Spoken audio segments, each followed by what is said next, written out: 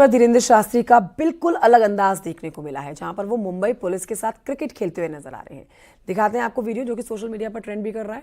यहाँ पर देखिए बाबा बागेश्वर जो है वो क्रिकेट मैच खेलते हुए नजर आ रहे हैं। फैंस उनका ये अंदाज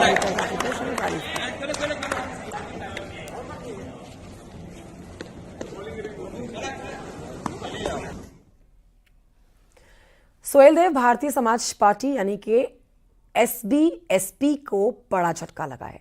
पार्टी के अल्पसंख्यक प्रकोष्ठ के संगठन मंत्री जफर नकवी और अल्पसंख्यक प्रकोष्ठ के प्रमुख महासचिव यासिर कलीम ने अपने पद से इस्तीफा दे दिया। इस्तीफे के साथ ही नकवी ने पार्टी प्रमुख ओम प्रकाश राजभर पर मुस्लिम विरोधी सोच और संवेदनशील धार्मिक स्थलों के खिलाफ बयानबाजी का आरोप लगाया। यार बहुत जोर से बोल रहे हो आप। जो कि सत्तारूढ़ दल के साथ है और उसके अध्यक्ष मौजूदा समय में कैबिनेट मंत्री भी हैं, एक नया विवाद उनकी पार्टी में होता हुआ नजर आ रहा है। उनकी पार्टी के कई सारे अल्पसंख्यक नेताओं ने इस्तीफा देने का फैसला किया है और लगातार पार्टी में इस्तीफा हो रहा है। मामला सीधा सैयद सालार मसूद गाजी से जुड़ा हुआ है, जिसको लेकर के सोहेल देव समाज पार्टी जहां एक तरफ मुखर है, वहीं दूसरी तरफ उनके पार्टी के अल्पसंख्यक नेता इस मुद्दे को लेकर के पार्टी से अलग राय रखते हैं और लगातार इस्तीफा दे रहे हैं। दिल्ली से खबर जहां पर अगले 3 दिन तक हीट वेव का अलर्ट है। ये जानकारी आपको जरूर लेनी चाहिए क्योंकि बताया ये जा रहा है कि आने वाले दिनों में भी हीट वेव से राहत नहीं मिल सकती है। एक्सपर्ट्स के मुताबिक रात के समय तापमान में बढ़ोतरी होगी। दिन के समय तो धूप दुखी करेगी, लेकिन रात के समय में भी तापमान में उतनी गिरावट दर्ज नहीं की जाएगी जिससे चिलचिलाती गर्मी से राहत मिल सके। मौसम विभाग ने दिल्ली, यूपी समेत तमाम राज्यों के लिए हीट वेव का अलर्ट जारी कर दिया है। तेज धूप और तपिश से लोगों को बाहर निकलने में काफी परेशानी का सामना करना पड़ सकता है।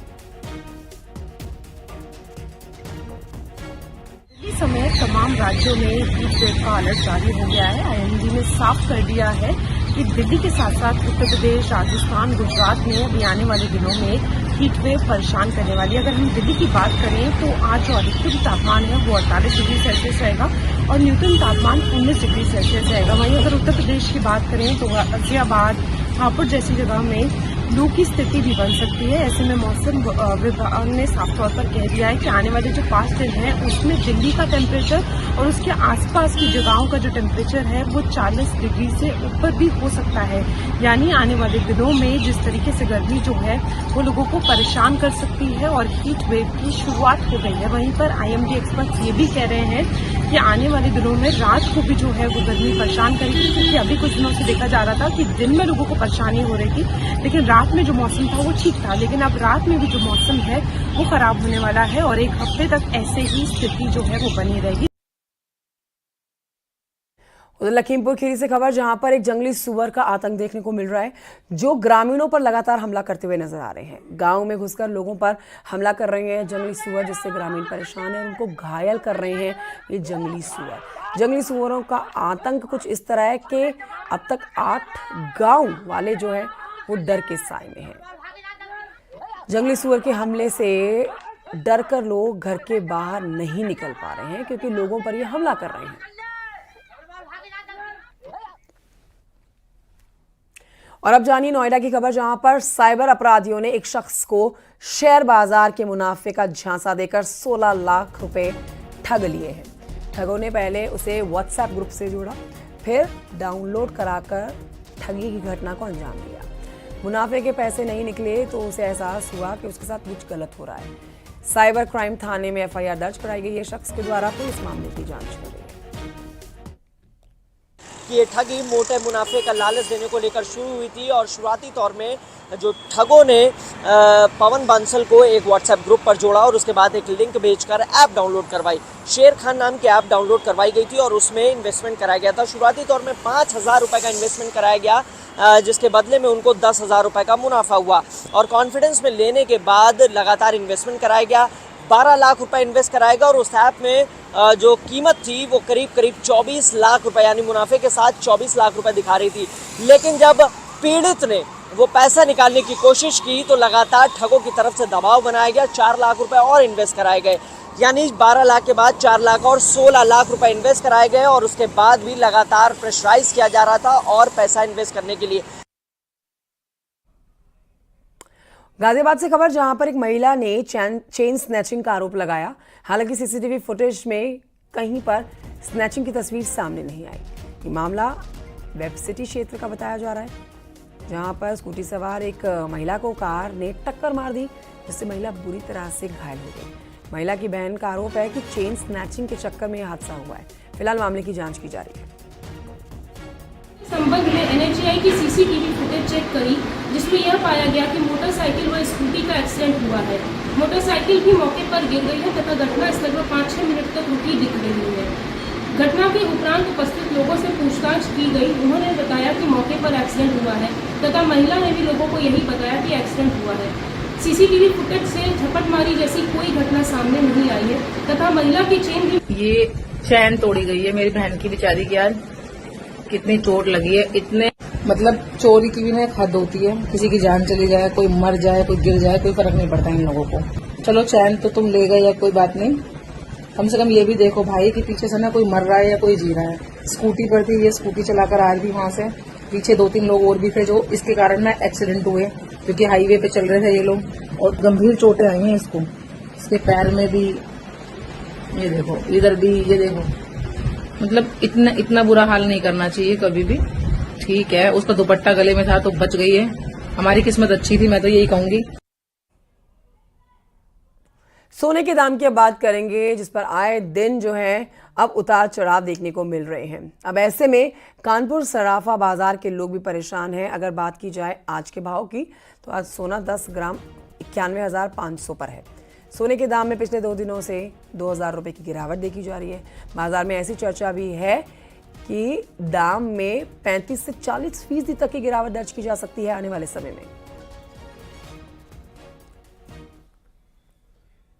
बढ़ते जा रहे थे, यहां तक कि सोना 93,500 रुपया 10 ग्राम यानी तोले तक का हो चुका था। और ऐसे में अब सोने के दाम दिन प्रतिदिन गिरते जा रहे हैं। अगर आज की बात की जाए तो आज सोना 91,000 रुपए के रेट को छू रहा है। अगर बाजार के विशेषज्ञ माने तो ऐसी आशंका जताई जा रही है कि आने वाले कुछ दिनों में सोना 35 से 40% तक डाउन होगा। इस वक्त न्यूज़ 18 टीम एक ज्वेलरी शॉप पे खड़ी, आप देख सकते हैं। अगर ज्वेलरी शॉप की बात की जाए, फिलहाल यहां सन्नाटा पसरा हुआ है क्योंकि फ्लेक्सिबिलिटी नहीं बन पा रही है, अप्स एंड डाउन्स हो रहे हैं, इसलिए सारी दुकान में ज्वेलरी शॉप पे अगर बात की जाए, देखिए आइटम जरूर लगे हुए हैं, यहाँ के कर्मचारी जरूर बैठे हैं, लेकिन कस्टमर्स यहाँ ही है। सबसे बड़ा कारण क्या है, फ्लेक्सिबिलिटी किस लिए हो रही है, उसको जानने के लिए यहाँ के जो ओनर है उनसे हम बात करने की कोशिश। सर, सोना आज की डेट में कितना है और कितना डाउन हुआ, क्या दिमाग में लोगों को चल रहा है ग्राहकों? सर, सोने का भाव आज की डेट पे बात करें तो 91,500 के आसपास दिखा रहा है। रेट 93,500 से घट के आज 2,000 रुपए कम है। सोने में ऐसा माना जा रहा है, बाजार के विशेषज्ञ कहना है कि कुछ चीजें कम हो गई, ऐसा हो भी सकता है, इसके चलते सेल पे फर्क पड़ रहा है। हाँ, सेल में फर्क है। इस समय बाजार में जो रेट कम हुआ है उसकी वजह से अभी जो फ्लेक्सिबिलिटी है वो अभी तक नहीं आई है।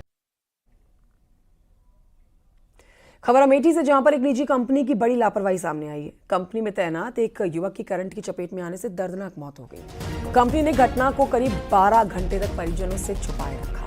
मृतक का फोन ना उठने पर परिजन जब कंपनी पहुंचे तो युवक का शव सीढ़ी पर लटका देखा। इसके बाद अस्पताल लेकर गए परिजन और यहां पर डॉक्टर्स ने कई घंटे पहले ही मौत की पुष्टि कर दी। इसके बाद परिजनों ने हंगामा किया। परिजनों ने कंपनी के खिलाफ मुकदमा भी दर्ज कराया है और अब मुआवजे की मांग भी की जा रही है। 11 बजे से उनकी वाइफ लगातार फ़ोन कर रही थी, उनका फ़ोन नहीं अटेंड हुआ। उसके बाद में फिर ये हुआ कि वो कहीं बाहर गए हैं। एक लड़का उनके स्टाफ का बताया कि कहीं बाहर गए हैं। उसके बाद फिर वो बोला ड्यूटी से बाहर गए हैं। शाम में जब वो ड्यूटी से घर नहीं पहुँचे तो उनको फिर फ़ोन किया गया। लगातार फ़ोन ना उठने की वजह से फिर घर से उनको भाई और 2 भाई वहाँ से आए, देखें कंपनी में बात की सिक्योरिटी गार्ड से, तो सिक्योरिटी गार्ड बोला अंदर होंगे। अंदर गए, देखे तो उनकी बॉडी शॉर्ट सर्किट के कारण जली हुई थी और वो आधी सीढ़ी पे। खबर बिजनौर से, जहां पर एक शादी समारोह में रस्म के दौरान दूल्हा और दुल्हन पक्ष में जमकर बवाल हो गया। पूरी खबर जानिए। जब जूता चुराई की रस्म अदा की जा रही थी तो उस दौरान दुल्हन पक्ष ने 50,000 की डिमांड कर डाली। दूल्हे पक्ष के मना करने पर कहासुनी हो गई। दूल्हे पक्ष का आरोप है कि दुल्हन पक्ष ने बारातियों को बंधक बनाकर मारपीट की। लड़की वालों का कहना है कि लड़के वालों ने कार की जिद की। इसके बाद बवाल हुआ और मामला खराब होता गया। सर मैं शादी थी मेरी आज, मैं इनके घर आया था। दूल्हे और जो चोटी सहरा होता है ना सर, वो सलामी, मैं उस पर गया तो साली ने 50,000 मांगे, तो मैंने उनको 5,000 रुपये दिए। तो उन्होंने बोला जो और लेडीज़ थी कि अपने पास रखते तो भिखारी है, ऐसे करके बात करी। ठीक है सर। तो फिर उन्होंने आपस में झगड़े हुए इनके, और फिर मैंने बोला कि मुझसे कोई गलती हो तो मैं हाथ पकड़ के माफ़ी मांग लूँगा, अपने तुम्हारे सबके पैर पकड़ लूँगा, लड़की को भेज दो आप खुशी से बस। ठीक है। और ये इन्होंने फिर हमें रूम में अपनी बैठक में बंद करके हमारे वालिद साहब को, हमारे हाजी जी को, हमारे भाई को और हमारी भाभी को, हमारे भतीजे को, सबको मारा। उसमें लड़की ने 50,000 रुपये मांगे तो इन्होंने 500 रुपये से दे दिए। फिर इन्होंने बाद में 5,000 दे दिए। हमने कहा चलो ठीक है रख लो। उसके बाद इनका भाई भी और ये भी बोलते हैं उसके बाद कि तुमने क्या चीज़ दे दी हमें सोने की, वे सब पतली सी दे दी, वे सब मोड़ के फेंक दी हमने। तो मैंने कहा कि भाई इसका मतलब तुम्हें सोने से प्यार है, हमारे बहन से प्यार नहीं है, कि हमें पैसे से प्यार है। तो इस बात पे बस मसला ख़राब हो गया। फिर इनका भाई बोलने लगा कि कल आओ तुम्हें कल बताएंगे। खबर अयोध्या से, जहां पर राम मंदिर परिसर में चल रहे श्री सत्य साई हॉस्पिटल में भक्तों की देखभाल करने के लिए एक नया रिकॉर्ड कायम कर दिया गया है। श्री सत्य साई हॉस्पिटल के मुताबिक एक साल में संस्था की ओर से लगभग 10 लाख राम भक्तों का मुफ्त इलाज और देखभाल की जा चुकी है। पूरा सुबह 7 बजे से लेकर रात 10 बजे तक, जब तक मंदिर खुला रहता है, ये सेंटर खुले रहते हैं। हमारे 3 सेंटर्स होते हैं। एक तो ये मेन सेंटर है, इससे बड़ी सेंटर तो PFC जो कहला जाता है वहाँ है, और राम मंदिर के पास भी एक है। इम्पोर्टेंट बात क्या है, टाइमली केयर देना, क्योंकि वो 10 मिनट जो जीवन के लिए बहुत इम्पोर्टेंट होता है, जब केयर नहीं देंगे अपन, कुछ अगर हो गया तो सबको दुख होगा और बहुत अफसोस हो जाए। तो कुल मिलाकर एक समझ लीजिए 10 लाख के पास जा रहे हैं हम, 9,70,000 तो हो गया आज के दिन। ये अमरोहा से खबर, जहां पर एक महिला पर अपनी 2 भतीजियों को बेचने का आरोप लगा है। बताया जा रहा है कि सगी बुआ ने अपनी ही 2 भतीजियों को 9 लाख रुपए में बुलंदशहर के एक अधेड़ शख्स को बेच दिया। समाधान दिवस के मौके पर बच्ची के पिता की शिकायत पर पुलिस ने छोटी बेटी को बरामद कर लिया है। बड़ी बेटी की तलाश की जा रही है। पिता का आरोप है कि बहन ने बच्चियों को अपने घर में कैद कर रखा था और धीरे धीरे उनका उत्पीड़न किया जा रहा था। होली पर जब वो अपनी बेटियों को लेने पहुंचा तो बहन बहनोई और भांजे ने मारपीट कर दी। इसके बाद पूरे घटनाक्रम का खुलासा हुआ।